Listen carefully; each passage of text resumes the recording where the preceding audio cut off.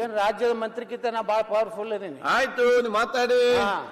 ನೀವು ಬರೀ ಮಂತ್ರಿ ಕುಯ್ ಕುಯ್ ಕುಯ್ ಅನ್ಬೋದು. ನಾ ಯಾರಿಗೆ ಅನ್ಸೋದಿಲ್ಲ, ಕೊಯ್ಲಿಲ್ಲ. ಅದಕ್ಕೆ ಯಾವ ಪೋಸ್ಟ್ ಕೊಡ್ಲಿಲ್ಲ.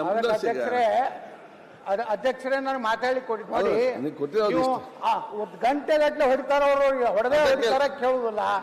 ನಮ್ಮದು ಬಂದ ಮ್ಯಾಗ ನೀವೆಲ್ಲ ಭಯಂಕರ ಅಭಿವೃದ್ಧಿ ಹೊಂದಿದವರಿದ್ದೀರಿ, ರಾಜ್ಯದಲ್ಲಿ ಅತ್ಯಂತ ಏನದು ವರಮಾನದಲ್ಲಿ ಅತ್ಯಧಿಕ ಸಮುದ್ರ ಬದಿಯಲ್ಲಿ ಇರುವಂತವ್ರು, ಸ್ವಲ್ಪ ಅತ್ಯಂತ ಕುಗ್ರಾಮದಲ್ಲಿ ಬರಗಾಲದಿಂದ ತತ್ತರಿಸಿದಂತ ಮತ್ತು ಕೆಲವೊಂದ್ಸಲ ಅತಿವೃಷ್ಟಿಯಿಂದ ತತ್ತರಿಸಿದಂತವ್ರು ನಮಗೆ ಅವಕಾಶ ಕೊಡಿ. ಪಾಪ ಕೆಲವೊಂದು ಎಲ್ಲ ಬಿಟ್ಟು ನಿಮ್ಗೆ ಕೊಟ್ಟಿದ್ದೇವೆ. ರಾಜ್ಯದ ಕಾಲದ ಪ್ರಾರಂಭ ಆಗೋದು ಮುಟ್ತದಿಲ್ವ ಅಂತ ಉತ್ತರ ಕರ್ನಾಟಕ ನಾನು ಆಲೋಚನೆ ಮಾಡ್ತಿದ್ದೇನೆ. ಸೊ ಮುಂದೆ ಬೇಗ ಹೋಗುವಂತ. ಅಧ್ಯಕ್ಷರೇ, ಸರ್ ಮಾತಾಡ್ತಾರೆ, ನಿನ್ನೆ ಬೀಗ್ತಲ್ ಮಾಡ್ರ ನಮ್ ಕೂಡ ಮಾತಾಡ್ ಸರ್. ಆಯ್ತು, ಅದಕ್ಕಲ್ಲ ಸರ್, ನಿನ್ನೆ ನಮ್ಮ ಜಮೀರ್ ಅಹಮದ್ ಸಾರ್ ಕೂಡ ಬೀಗ್ತಲ್ ಮಾಡ್ರ, ಇವತ್ತು ಮಾತಾಡ್ಲ ಅವ್ರು.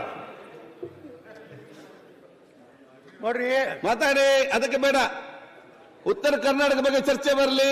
ಅದೇ ಉತ್ತರ ಕರ್ನಾಟಕ ಅನ್ಯಾಯ ಆಗತ್ತೆ. ಮಂತ್ರಿಗಳು ಸರ್ ಏನ್ ಕೋನ್ ರೆಡ್ಡಿ ಅವ್ರಂಗೆ ನಾನು ಅಲಾಟ್ಮೆಂಟ್ ಪ್ಲಾಟ್ ಮಾಡಂತ ಹೇಳಿ ನಾವು ಹೋಗಿವ. ಉತ್ತರ ಕರ್ನಾಟಕ ಚರ್ಚೆ ಇಲ್ಲ, ಸುಮ್ಮನೆ ನೋಡಿ ಅಧ್ಯಕ್ಷರೇ, ಈಗ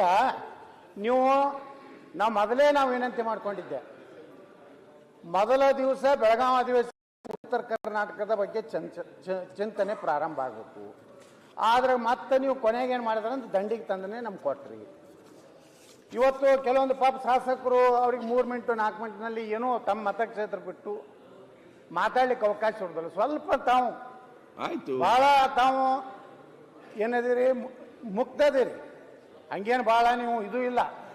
ಆದ್ರೂ ಇನ್ನೂ ಉತ್ತರ ಕರ್ನಾಟಕ ಬಗ್ಗೆ ತಮ್ಮ ಮನಸ್ಸು ಸದನದಲ್ಲಿ ಸುಳ್ಳು ಹೇಳಬಾರ್ದು. ಅವರು ನಿಮ್ಮನ್ನು ಮುಗ್ಧರು ಅಂತ ಹೆಂಗ್ ಕರೀತಾರೆ? ಇಲ್ಲ, ಮುಕ್ತ. ನೀವು ಮುಗ್ಧರು ಹೇಗೆ ಸಾಧ್ಯ ಇಲ್ಲ. ಮುಗ್ಧ ಅಲ್ಲ, ಮುಗ್ಧ ಅಂದ್ರ ಬೇರೆ. ಮುಗ್ಧ ಯಾರಂದ್ರೆ ಉತ್ತರ ಕರ್ನಾಟಕ ಜನ.